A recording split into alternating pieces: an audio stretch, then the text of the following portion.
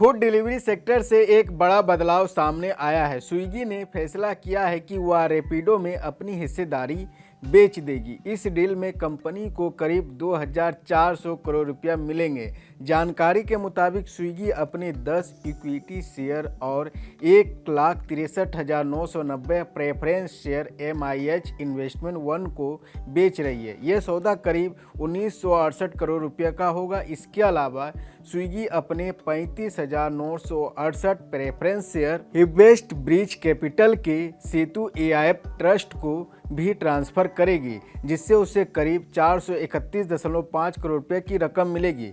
Company का कहना है कि यह कदम शेयर धारकों के हित और निवेश को भुनाने की रणनीति का हिस्सा है। लेकिन दिलचस्प बात यह है कि स्विगी का ये फैसला बिल्कुल उलट है उस समय से जब साल 2022 में उसने रैपिडो में $180 मिलियन का निवेश किया था। उस समय रैपिडो की वैल्यूएशन करीब $800 मिलियन थी और स्विगी ने माना था कि इस साझेदारी से उनकी डिलीवरी फ्लीट मजबूत होगी और रैपिडो के कैप्टन्स को भी कमाई के नए मौके मिलेंगे। लेकिन 2025 के बीच आते आते तस्वीर बदल गई। रैपिडो ने अपनी फूड डिलीवरी सर्विस शुरू कर दी, यानी सीधे सीधे स्विगी के मैदान में उतर आए। स्विगी के CEO हर्ष मजेटी ने कुछ महीने पहले साफ कहा था कि जब रैपिडो में निवेश किया था तब वह केवल मोबिलिटी प्लेयर थी, लेकिन अब फूड डिलीवरी बिजनेस में आने से दोनों कंपनियों के बीच टकराव होना तय था। इसी वजह से स्विगी ने अलग होने का फैसला लिया और दूसरी ओर रैपिडो की रफ्तार और भी तेज होती दिख रही। कंपनी जल्द ही 500 से $500 मिलियन की नई फंडिंग जुटाने जा रही है।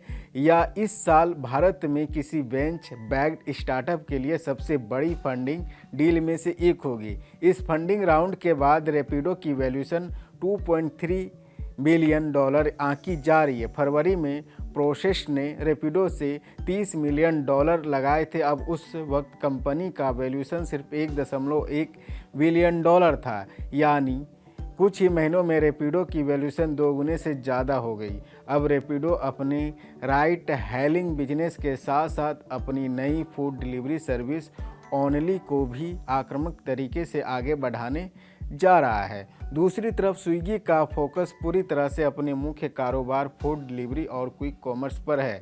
यानी कहानी साफ है, एक तरफ स्विगी अपनी प्राथमिकता तय कर चुका है, जबकि रैपिडो न सिर्फ मोबिलिटी बल्कि फूड डिलीवरी में भी बड़ा खिलाड़ी बनने की तैयारी कर रहा है।